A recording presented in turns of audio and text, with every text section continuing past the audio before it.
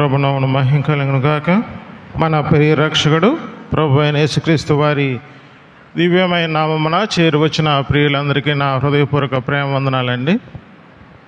మంచిది ప్రియులారా, దేవుడు మహాకృపను బట్టి, ఆయన మన యందు ఉంచిన వాత్సల్యతను బట్టి మనం మరి ఒక దినం పునరుద్ధాన దినమందు ఆయన సన్నిధానంలో చేరువచ్చాం. ఆయన బుర్ల చుట్టూ రోలి ఎమ్మకల వలె ఆత్మతో సత్యముతో ఆరాధించాం. దాన్ని బట్టి దేవుడు మనకు అనుగ్రహించిన ఈ శ్రేష్టమైన సమయాన్ని బట్టి కృతజ్ఞతాస్తుతులు చెల్లించే వారమై ఉన్నాం. తిరిగి ఆయన యొక్క మాటను వినడానికి మనం చేరువచ్చాం. సిద్ధ మనసుతో ఆయన యొక్క మాటలు కొద్ది నిమిషాల పాటు విందాం. ప్రకటన గ్రంథం, ప్రవచనాల గ్రంథం 3వ అధ్యాయం 14వ వచనం 20వ వచనం. ప్రకటన గ్రంథం 3వ అధ్యాయం 14వ వచనం 20వ వచనం. లవొదికయలో ఉన్న సంఘపు దూతకు ఇలాగ వ్రాయుము: ఆమేన్ అనువాడును నమ్మకమైన సత్యసాక్షియు దేవుని సృష్టికి ఆదినై ఉన్నవాడు చెప్పు సంగతులేమనగా, ఇదిగో నేను తలుపు నద్ద నిలిచిండి తట్టుచున్నాను. ఎవడైనా నా స్వరము విని తలుపు తీసిన ఎడల నేను అతని యొద్దకు వచ్చి అతనితో, నేను నాతో కూడా అతడును భోజనము చేయుదుము. మరి ఒక వచన భాగం అపొస్తలుడైన పౌలు రోమీయులకు రాసిన పత్రిక 8వ అధ్యాయం 8, 9, 10, 11 వచనాలు. కాగా శరీర స్వభావం గలవారు దేవుణ్ణి సంతోషపరచనేరరు. దేవుని ఆత్మ మీలో నివసించి ఉన్న ఎడల, దేవుని ఆత్మ మీలో నివసించి ఉన్న ఎడల మీరు ఆత్మ స్వభావం గలవారే గాని, ఆత్మ స్వభావం గలవారే గాని శరీర స్వభావం గలవారు కారు. శరీర స్వభావం గలవారు కారు. ఎవడైనను క్రీస్తు ఆత్మ లేనివాడైతే, ఆత్మ లేనివాడైతే వాడాయన వాడు కాడు. క్రీస్తు మీలో ఉన్న ఎడల మీ శరీరము పాప విషయమై మృతమైనది గాని మీ ఆత్మ నీతి విషయమై జీవము కలిగి ఉన్నది.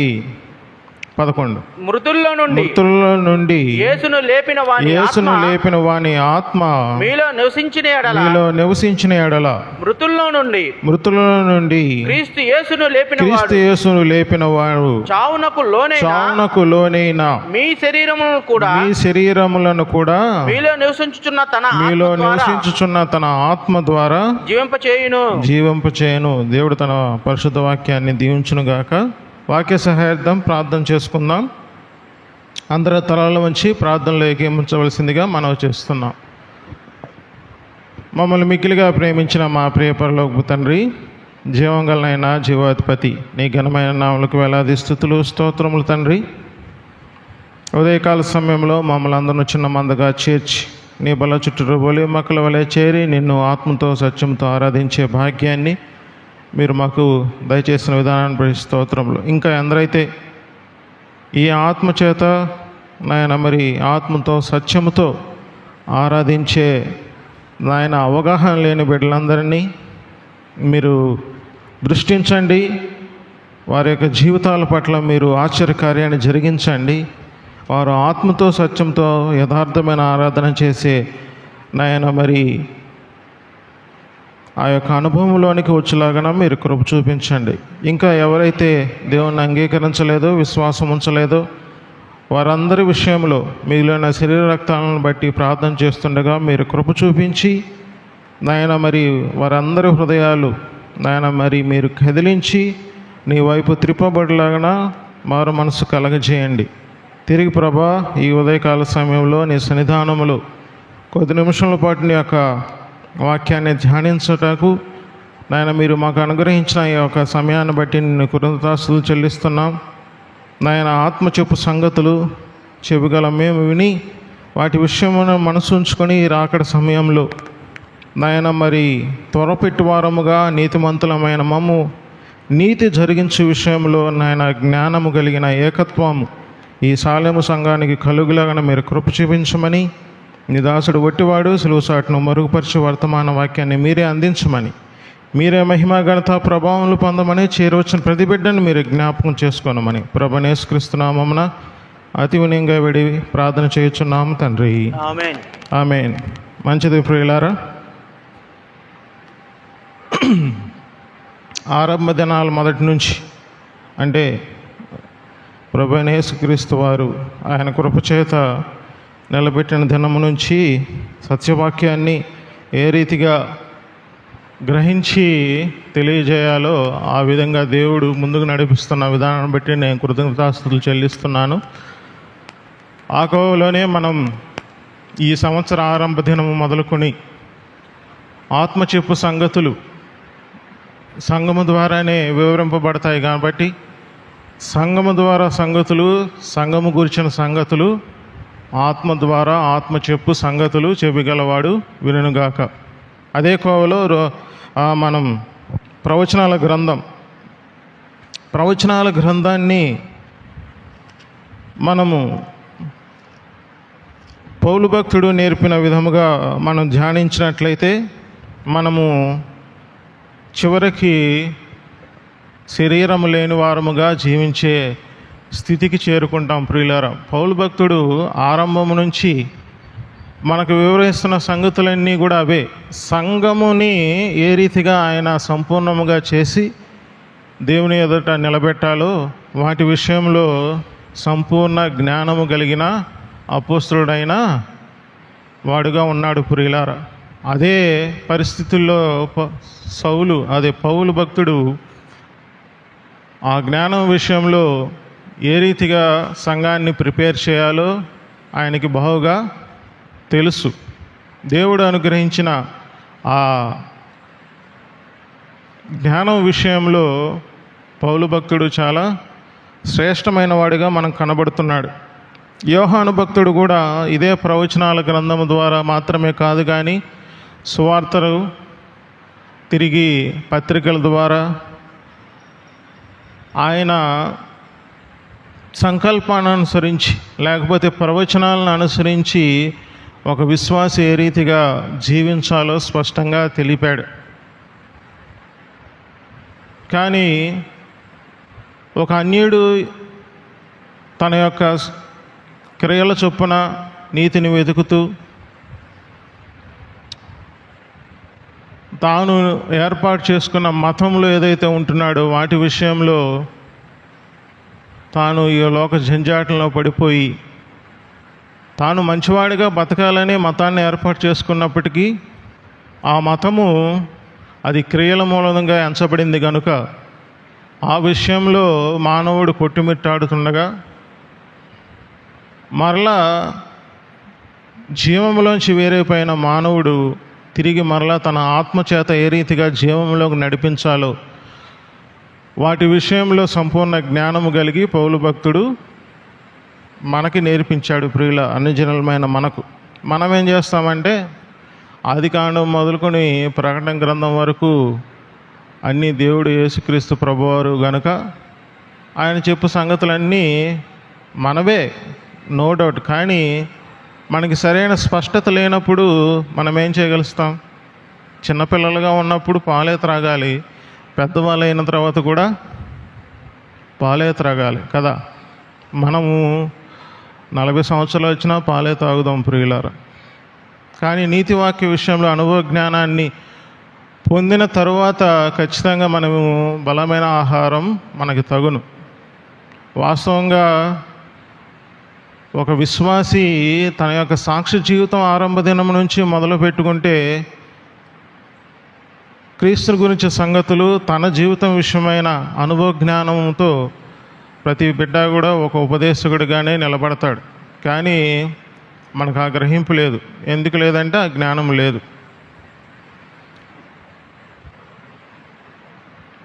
కాబట్టి మనము వాటి విషయంలో ఇంకా మనం పాలు త్రాగువారంగానే ఉన్నాం.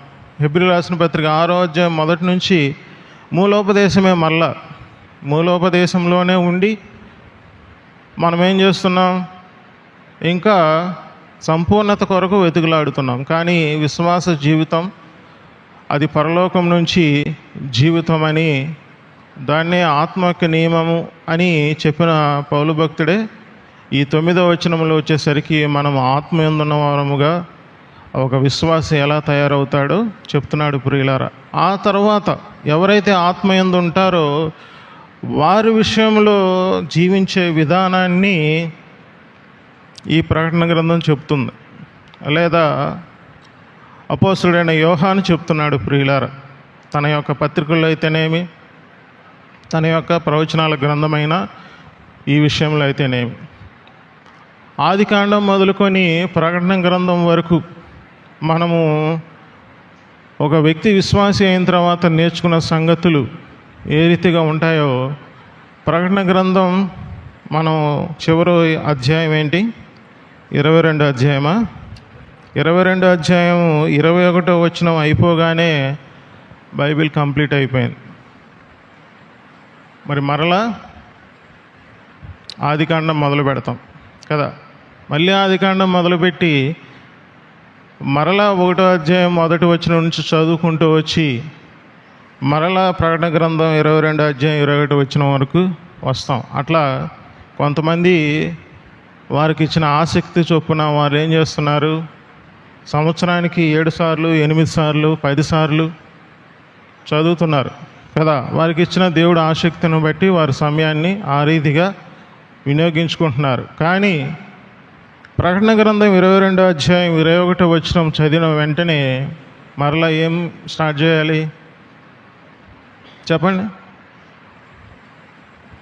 మనకి ఆదికాండం మరలా ఆదికాండంగానే మనం చూసినట్లయితే ఒక విశ్వాస జీవితం అది వ్యర్థమైంది ప్రియులారా. ఆదికాండం తర్వాత మనకి ఏ రీతిగా ఉపయోగపడాలి అంటే ఆదికాండము కూడా ప్రవచనాల గ్రంథంగానే మనం ధ్యానించగలగాలి. ఎందుకనంటే ఖచ్చితంగా ఒక విశ్వాసి యొక్క నిరీక్షణ ఏమిటి చెప్పండి.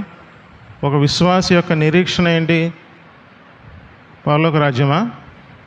అయితే మీరు తప్పులో కాలేసినట్టే. ప్రకటన గ్రంథం నుంచి లేకపోతే ఆదికాండం నుంచి దేవుడు ఆదికాండం ప్రవచనాల గ్రంథం మొదటి గ్రంథముగా మనం తెలియపరిచినట్లయితే నీతిమంతుడు రాకడ అది ఎక్కడ ప్రవచనంగా చెప్పబడింది చెప్పండి. ఆదికాండం 3వ అధ్యాయం 15వ వచనంలో ఆయన స్త్రీ సంతానముగా వస్తున్నాడు కదా. స్త్రీ సంతానం అంటే ప్రభువైన యేసుక్రీస్తు రాకడ గురించి చెబుతుంది. అంటే ఆదికాండం ప్రవచన గ్రంథం అనే కాదా చెప్పండి. చెప్పండి, నా కేసు చూడండి, బైబిల్ చూడడం కాదు, నా కేసు చూస్తే వాక్యం మీకు హృదయంలోకి వెళ్తుంది. ఉపదేశకుని వైపు లేకపోతే ఇక్కడ వాక్యం చెప్పే వైపు చూడండి, చూస్తే మనకు వాక్యం తేట తెల్లమవుతుంది, హృదయంలో నాటబడుతుంది ప్రియులారా. ఐ టు ఐ కాంటాక్ట్ పెట్టకపోతే పరిశుద్ధాత్మని కార్యం జరగదు. మీరేమైనా అనుకోండి, నేర్పిస్తున్నప్పుడు నేర్చుకోవాల్సిన బాధ్యత సంఘానికి ఉంది ప్రియులారా.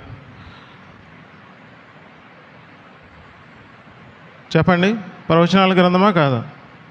నీతిమంతుని రాకడ ఆ విషయాన్ని ఎవరు గుర్తు చేశారు? స్టెఫను గుర్తు చేస్తున్నాడు. స్టెఫను ప్రవక్తలు వచ్చారు ఆ నీతిమంతుని రాకడ కోసం, వారు ప్రవచిస్తున్నప్పుడు వారిని ఏం చేశాం? చివరి ప్రవక్త ఎవరు? యోహాను భక్తుడు. ఎవరు? బాప్తిస్మిచ్చి యోహాను వరకు మనం చంపేస్తూనే ఉన్నాం కదా. ఆ నీతిమంతుని రాకడ గురించి ప్రవచించిన ప్రవక్తలే. ఇప్పుడు ఎవరు ప్రవచిస్తున్నారు చెప్పండి? ఇప్పుడు కూడా ప్రభువైన యేసుక్రీస్తు రాకడ గురించే మనం ఎదురు చూస్తున్నాం కదా. రెండవ రాకడ అంటే రెండవ ప్రవచనాన్ని మనం ఏ రీతిగా ఉండాలి? ఆ నీతిమంతుల లిస్టులో చేరిన వారం కనుక మనము కూడా ఆ నీతిమంతుని యొక్క రెండవ రాకడని త్వరపెట్టు వారముగా ఉండాలి. వారే నీతిని జరిగించేవారు ప్రియులారా. నీతిమంతులుగా తీర్చబడిన వారు నీతిని జరిగిస్తారు కదా. నీతిని జరిగించే విషయంలో వెంటనే ఏం చెప్తున్నాడు? పాపం చేయొద్దని చెప్తున్నాడు కదా.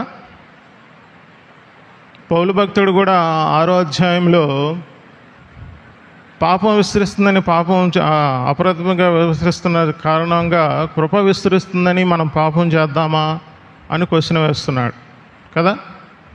అంటే దాని అర్థం ఏంటి? పాపం చేసినా పర్వాలేదనా? లేదా నేను పాపినే ప్రభువా అని దినదినం ఒప్పుకున్న చేత మనం ఎంతో వినమ్రంగా దేవుణ్ణి చాలా భక్తి చేస్తున్నామనా? చెప్పండి. ఈ దినం అలాంటి ఆలోచన కలిగి ఉంటే ప్రతి విశ్వాసి హృదయంలోంచి మారండి ప్రియులారా. గలతీయులకు రాసిన పత్రిక 5వ అధ్యాయం 16 నుంచి వద్దులేండి, టైం చాలదు, ఇంటికి వెళ్ళి ధ్యానించండి. 22 వచనంకు ముందు 21వ వచనం వరకు కూడా ఆయన శరీర కార్యాల విషయంలోనూ మనము ఆత్మను అనుసరించడం ద్వారా ఏ రీతిగా మనము శరీరానుసారంగా ప్రవర్తించమో చెప్తున్నాడు. అక్కడ శరీర కార్యాలు అది వ్యక్తిగతమైనవి. వ్యక్తిగతంగా శరీరాన్ని అనుసరించకపోవడం ద్వారా కలిగే ఆత్మఫలాలు ఖచ్చితంగా అవి ఏంటి? ఆత్మఫలమేమనగా ప్రేమ నుంచి దీర్ఘశాంతము వరకు ఉంది ప్రియులారా. మరి అదే పౌలు భక్తుడు కొలస్సీయులకు రాసిన పత్రిక అనగానే మనం ఏం చెప్పాం? ప్రభువైన యేసుక్రీస్తు వారి యొక్క నెరవేర్పు, లేకపోతే ఆయన గూర్చిన సంగతులు. ఆయన శిరస్సుగా ఉన్నాడు. ఎఫెసీయులకు రాసిన పత్రికలో సంఘము శరీరముగా ఉంది. కొలస్సీయులకు రాసిన పత్రిక 3వ అధ్యాయం 1 నుంచి వచ్చి 5వ వచనంలో అక్కడ అవయవాల గురించి చెప్తున్నాడు. ఇదేంటి?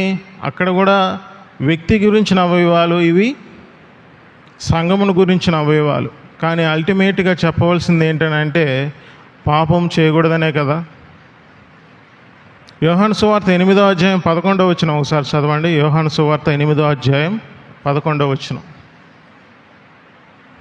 నుండి మృతుల్లో యోహాను సువార్త 8వ అధ్యాయం 11వ వచనం. యోహాను సువార్త 8వ అధ్యాయం 11వ వచనం. ఆమె లేదు ప్రభువా నేను అందుకు యేసు నేను నీకు శిక్ష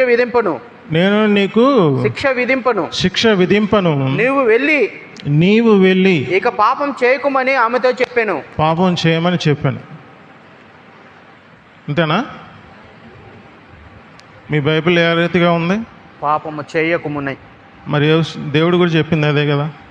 ప్రభువైన యేసుక్రీస్తు వారు కూడా చెప్పింది అదే, పాపం చేయొద్దనే. కానీ పాపం చేయకుండా అనే విషయం ఎలా కలుగుతుంది? అది కదా ముఖ్యమైన పాయింట్. విశ్వాసి కూడా పాపం చేస్తూనే ఉన్నాడు, కానీ పాపం చేయొద్దనే గద్దింపు వాక్యాలు వస్తున్నాయి. కానీ పాపం ఎలా చేయకూడదు అనే విషయాన్ని పరిశుద్ధాత్మ దేవుడు నేర్పిస్తున్నాడు ప్రియులారా. మనం పట్టుకోవాల్సింది అది. నువ్వు పాపం చేస్తున్నావు కాబట్టి పాపం చేయొద్దు అనే వారిని మనము ఏం చేయాలి? కోపగించుకోవాలి, హృదయంలో ద్వేషించుకోవాలి. ఒక పెద్ద దేనిగా చూడాలి? ఎన్నైనా చూడొచ్చు. మరి ప్రభువైన యేసుక్రీస్తు వారు చెప్పిందే కదా మనం కూడా చెప్తుంది.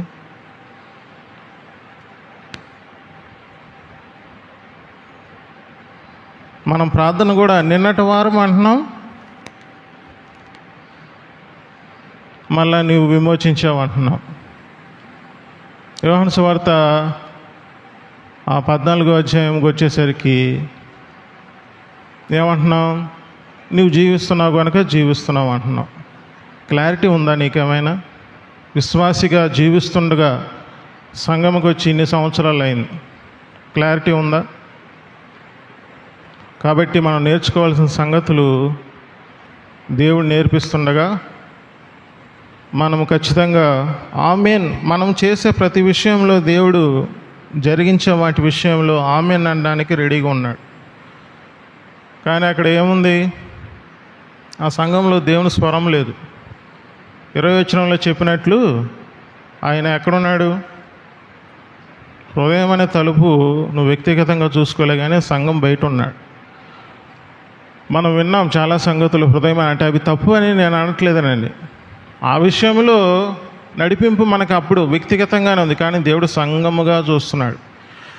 నువ్వు పాపం చేసుకున్నావైతే ఆ క్రియల మూలముగా నీకు ఫలితము దేవుడు వ్యక్తిగతంగా నీకు ఇచ్చే సంగతుల తర్వాత మొదట నీతి జరిగించే విషయంలో సంఘాన్ని నువ్వు డిస్టర్బ్ చేస్తున్నావు, అది మీరు జ్ఞాపకం చేసుకోవాలి. మనం పాపం చేస్తున్నామని అంటే ఖచ్చితంగా మొదట క్రీస్తుని త్వరపెట్టు వారముగా లేం, అంటే నీతిని జరిగించే వారముగా లేమని దాని అర్థం. తద్వారా సంఘము ఏమవుతుంది? అవయవాలు పాడైపోతాయి. నువ్వు ఒక అవయవంగా ఉన్నావంటే,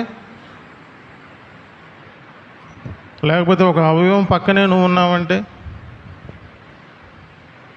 చేతికి పుండు పుట్టింది అనుకోండి, లేకపోతే ఏ అవయవం దగ్గర పుండు పుడితే ఆ అవయవం ఖచ్చితంగా డిస్టర్బ్ అవ్వాల్సిందే ప్రియులారా.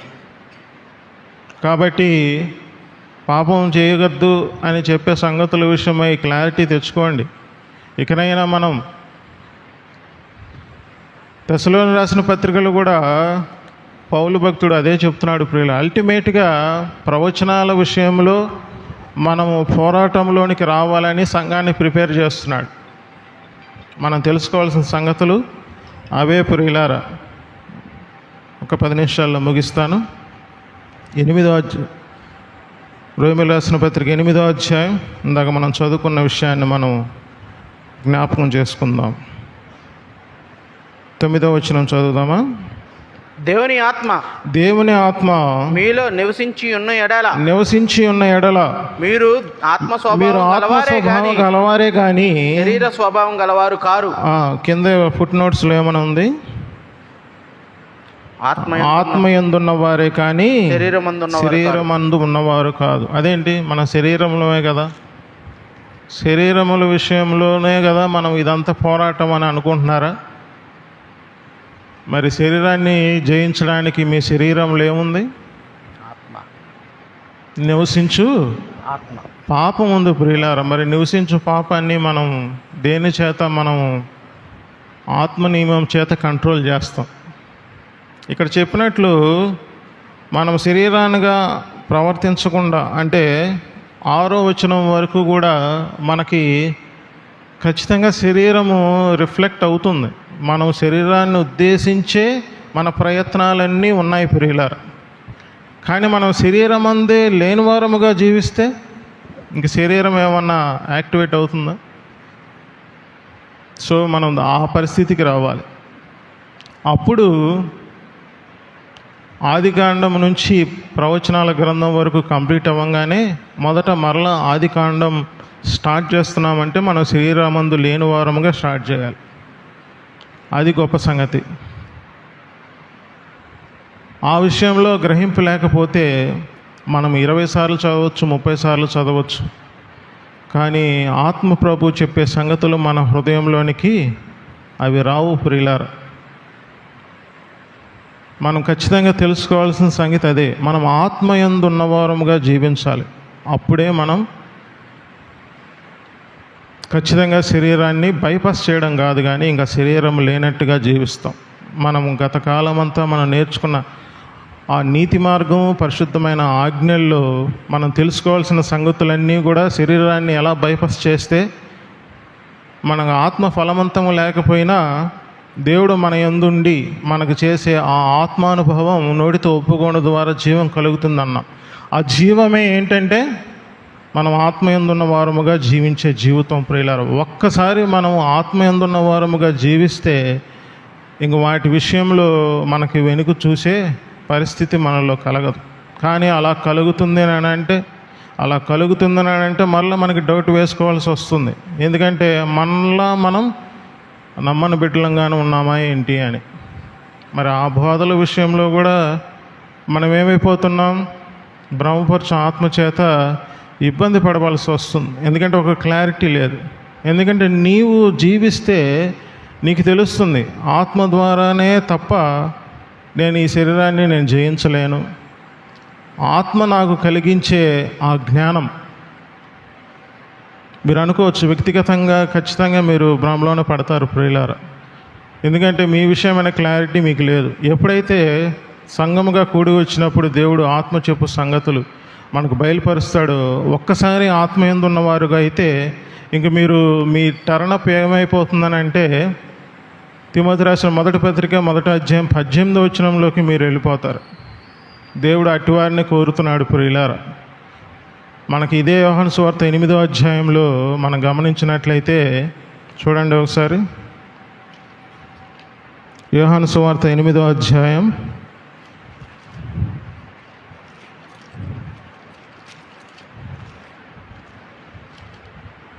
31వ వచనం చదవండి.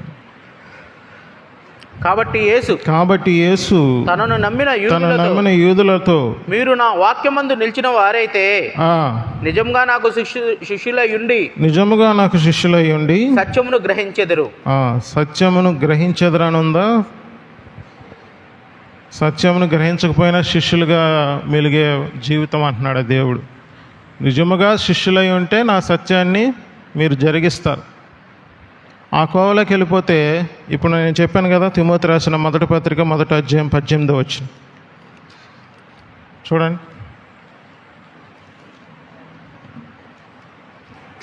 తిమోతి రాసిన మొదటి పత్రిక 1వ అధ్యాయం 18వ వచనం.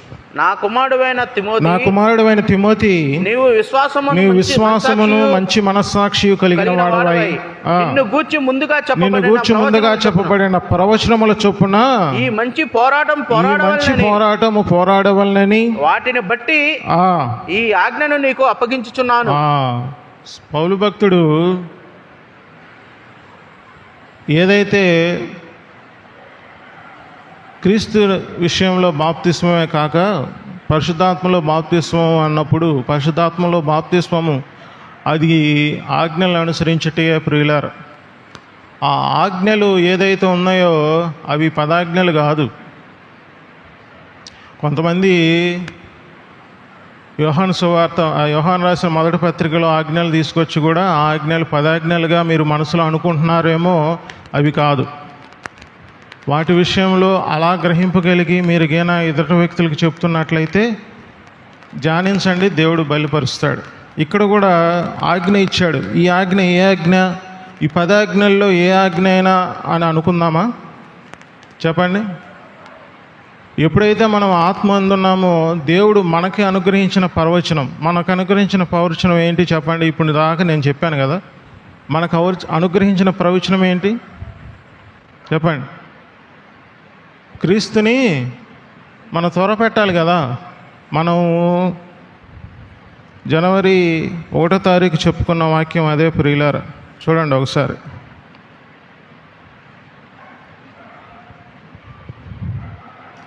ప్రకటన గ్రంథం 22వ అధ్యాయం 17వ వచనం, 20వ వచనం, 17వ వచనం, 20వ వచనం. ఆత్మయు పెండ్లి కుమార్తెయు రమ్ము అని చెప్పుచున్నారు, వినువాడును చెప్పవలెను. ఎవరు వింటున్నారు? 20వ వచనం. అవును, త్వరగా వచ్చుచున్నానని చెప్పుచున్నాడు. ఆమేన్. ప్రభువైన యేసు రమ్ము. ఈ స్థితిలోకి వస్తే మనం ప్రవచనాల విషయంలో మనకి కలిగిన మనస్సాక్షి మనకేం నేర్పుతుందంటే మనం ఆత్మయందున్న వారముగా నేర్పుతుంది. అప్పుడు నువ్వు పాపం చేయకూడదు అని చెప్పే సంగతులు మనతోకి రావు. ఒకవేళ అలా చేస్తున్నా కూడా ఏం చేస్తావు? నువ్వు యాక్సెప్ట్ చేస్తావు ప్రియులారా. అసలు ఆత్మయందుంటే మన బీజం ఏ బీజం అవుతుంది? ప్రవచనాల బీజం అవుతుంది ప్రియులారా. అప్పుడు ఇదే యోహాను భక్తుడు యోహాను రాసిన మొదటి పత్రిక 3వ అధ్యాయం 9వ వచనంలో చెప్పినట్టు, దేవుని మూలముగా పుట్టిన ప్రతి వానిలో ఆయన బీజం నిలిచిన గనుక వాడు పాపము చేయడు. వాడు దేవుని మూలంగా పుట్టినవాడు గనుక పాపము చేయజాలడు అని చెప్పిన వెంటనే చూడండి ఏమనుందో. దీనిని బట్టి దేవుని పిల్లలు ఎవరో అపవాది పిల్లలు ఎవరో తేటబడును. నీతిని జరిగించని ప్రతివాడు తన సహోదరుని ప్రేమింపని ప్రతివాడును దేవుని సంబంధులు కారు అని చెబుతూ కింద ఎవరిని గుర్తు చేశాడు? హేబేలుని కయ్యూని గుర్తు చేశాడు. హేబేలు కయ్యూను దేని కింద లేరు? ధర్మశాస్త్రం కింద లేరు ప్రియులారా. వారికి కలిగిన పాపం ఒకటే, అది ఆదాము ద్వారా సంక్రమించిన పాపం. దీనిలో శరీరం యాక్టివేట్ అవ్వదు. వాళ్ళ యొక్క ప్రవచనాలు ఏ రీతిగా ఉన్నాయంటే శరీరమందు లేనివారుగానే దేవుణ్ణి ఆరాధించారు ప్రియులారా. ఆ సత్కార్యం ఏ రీతిగా జరిగింది? హేబేలు అర్పణ దేవుడు అంగీకరించాడని అంటే శరీరము నిరర్ధకం అయింది. అక్కడ కేవలం శరీరము లేనివాడిగా ఇచ్చాడు. తర్వాత కయ్యూను ఆ రీతిగా జరిగించలేదు. కాబట్టి అతను ఏమయ్యాడు? 12వ అధ్యాయం హెబ్రీ పత్రికలో అతను వ్యభిచారిగా, అంటే అతని జీవితం అంతా ఎలాగ ఉంది? ప్రవచనాన్ని గుర్తెరిగితే మనకి ఆ ప్రవచనాల విషయమైన పోరాటం మనం గుర్తెరుగుతాం ప్రియులారా. మనం పోరాటంలో ఉన్నాము. కానీ ఒక వ్యక్తి 40 సంవత్సరాలు దాటారని అంటే అతను జీవన సంబంధమైన పోరాటంలో పడిపోతాడు. కానీ అలాంటి విషయంలో చిక్కుకొనడాన్ని మనకి విశ్వాసులైన మనకి దేవుడు మనకు అనుగ్రహించిన ఆ విషయాన్ని కాదు. కానీ లోకానుసారంగా చూస్తే 40 సంవత్సరాలు వచ్చినా ఇంకా నేను పాలు తాగుతానే ఉన్నాను అని బుడ్డి పట్టుకొని అమ్మ ఊళ్ళో పడుకొని పాలు తాగుతారు ఎవరైనా? చెప్పండి, తాగుతారా?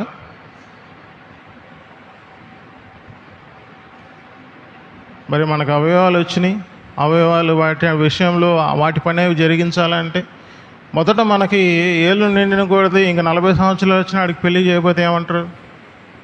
ఒక కుటుంబం రాకపోతే కుటుంబాన్ని నిర్వహించే పరిస్థితి వచ్చినా కూడా ఇక మనం ఇంకెవరినండి, మనం క్రీస్తుని తోటపెట్టడం కాదు, ఒక అవిశ్వాసిని విశ్వాసిగా లోనికి తేలేని పరిస్థితులు.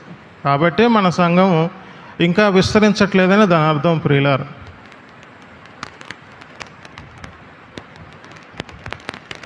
కాబట్టి అటు విషయంలో జ్ఞానము కలిగి ఉండాలని అంటే ప్రవచనాలను బోధించేది. చివరికి ఒక వచనం, దానియేలు గ్రంథం 9వ అధ్యాయం 24-25 వచనాలు. దానియేలు గ్రంథం 9వ అధ్యాయం 24-25 వచనాలు.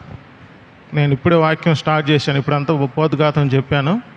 కానీ అయినా మీరు భయపడవాకండి, ఈ ఉపోద్ఘాతంతోనే ముగిస్తాను ప్రియులారా. దానియేలు గ్రంథం 9వ అధ్యాయం 24-25 వచనాలు. తిరుగుబాటును మాన్పుటకును, పాపమును నివారణ చేయుటకును, దోషం నిమిత్తం ప్రాయశ్చిత్తం చేయుటకును, యుగాంతం వరకు ఉండునట్టి నీతిని బయలుపరచుటకు, దర్శనమును ప్రవచనమును ముద్రించుటకును. నీతి బయలుపరిచిన వెంటనే ఏం జరుగుతుందమ్మా? దర్శనము ప్రవచనము దేనిలో ముద్రింపబడాలి? నీ హృదయంలో అనుకో, లేకపోతే నీ కడుపులో అనుకో, లేకపోతే నీ మస్తిష్కంలో అనుకో. అల్టిమేట్గా నువ్వు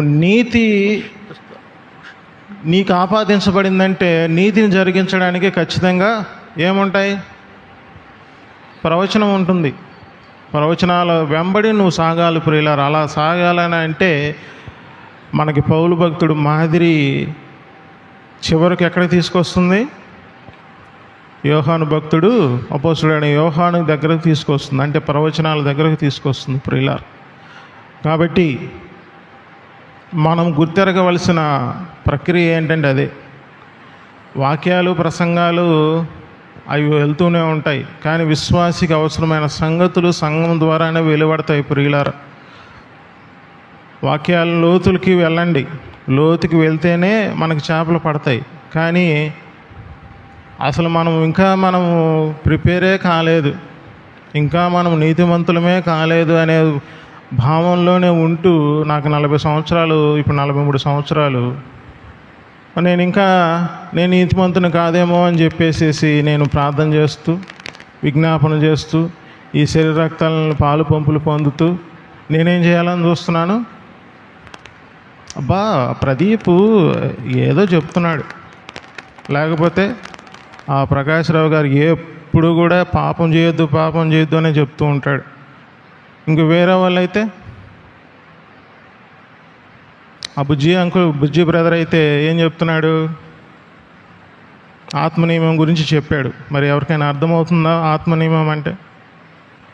అది మర్మం అని చెప్పాడు. మర్మాన్ని దేవుడు మనకి బయలుపరుస్తున్నాడు. ఎందుకంటే యుగయుగంలో తరంలో మరుగు చేయని మర్మం సంఘం ద్వారానే వివరింపబడుతుంది ప్రియులారా. కాబట్టి మనం తెలుసుకోవాల్సింది, మనకిచ్చిన పిలుపు ఎలాగ ఉంటుందో ఆ పిలుపును బట్టి నీతి ద్వారా ఏం కలుగుతున్నాయి? దర్శనము ప్రవచనము అది మనకు ముద్రింపబడాలి. తద్వారా మనం పని చేయగలుగుతాం ప్రియుల. ఎలాగ పని చేయగలుగుతామనే విషయాన్ని నేర్పే సంగతులే మనకి దేవుడు మనకు అనుగ్రహించిన పరిశుద్ధ లేఖనం. తద్వారా ఆ వధువు సంఘాన్ని మచ్చైను డాగైను లేకుండా సంపూర్ణముగా దేవుడు ఏం చేస్తున్నాడు? దేవుని ఎదుట క్రీస్తు ఎదుట, దేవుని ఎదుట నిలబడబడ్డాం. క్రీస్తు ఎదుట నిలబడడానికి పరిశుద్ధాత్మ దేవుడు మనల్ని నీతిని ఒప్పింపజేస్తున్నాడు ప్రియులారా. అదే కాబట్టి ఇంకా పాపం ఒప్పింపజేస్తున్నావంటే నువ్వు ఇంకా ఏమని అర్థం? కాబట్టి వీటి విషయాలన్నీ కూడా గ్రహింపు తెచ్చుకోనండి. మనం ప్రవచనాల ద్వారా పోరాటంలో ఉన్నామన్న జ్ఞానాన్ని మనం సంపాదించుకున్నట్లయితే మనకు ఒకటి వస్తుంది. ఏమొస్తుంది? మొదట సిగ్గు వస్తుంది, ఆ తర్వాత పౌరుషం వస్తుంది. పౌరుషం వస్తే ఏం చేస్తామో తెలుసు కదా. కాబట్టి వాటి విషయాల్లో గ్రహింపు కలిగి ఉందాం. సమయం చాలేదు. దేవుని చిత్తమైతే మరొకసారి ధ్యానిద్దాం ప్రియులారా. దేవుడు తన వాక్యాన్ని దీవించును గాక. చిన్న ప్రార్థన చేస్తాను, 2 నిమిషాలు. కృపాసత్య సంపూర్ణుడా, మా ప్రియ పరలోకపు తండ్రి, నీ ఘనమైన నామములకు వేలాది స్థుతులు స్తోత్రములైనా రాత్రి ఈ ఉదయకాల సమయంలో మీరు మాకు అనుగ్రహించిన వర్తమానాన్ని బట్టి నీకు వేలా స్తోత్రములైనా. ఏ రీతిగా మేము ఆత్మయందు నివసించాలి, ఆత్మయందున్న వారము శరీరాన్ని నిరర్ధకం చేయడం కాదు, కానీ శరీరం లేని వారముగా జీవించే స్థితిని మీరు మాకు ఎంతో ప్రేమించి నాయన మీరు అనుగ్రహించారు. నీతిమంతుని రాకను త్వరపెట్టడానికి సంఘముగా నాయన మరి మమ్మల్ని సమకూర్చారు. నేను త్వరపెట్టి వారముగా ఉంటే నీతిని జరిగిస్తాం. దుష్టత్వంలోనికి, దుర్నీతిలోనికి మేము వెళ్ళిపోము నాయన. తద్వారా జరిగించే క్రియలన్నీ అవి ఏ రీతిగా క్రియలో నాయన మాకు స్పష్టం చేసి నీతిని జరిగించే విషయంలో సంఘముగా మేమందరము మచ్చైన ఢాగైన ముడతలైన లేకుండా క్రీస్తు ఎదుట ధైర్యంగా నిలబెట్టి సంఘముగా షాలేం సంఘంలోని ప్రతి బిడ్డని మీరు తీర్చిదిద్దామని, మీరే మహిమ ఘనత ప్రభావాలు పొందమని ప్రభువైన యేసుక్రీస్తు నామమున నిరీక్షించి ప్రార్థించి వేడుకొనుచున్నాం తండ్రి. ఆమేన్. ఆమేన్.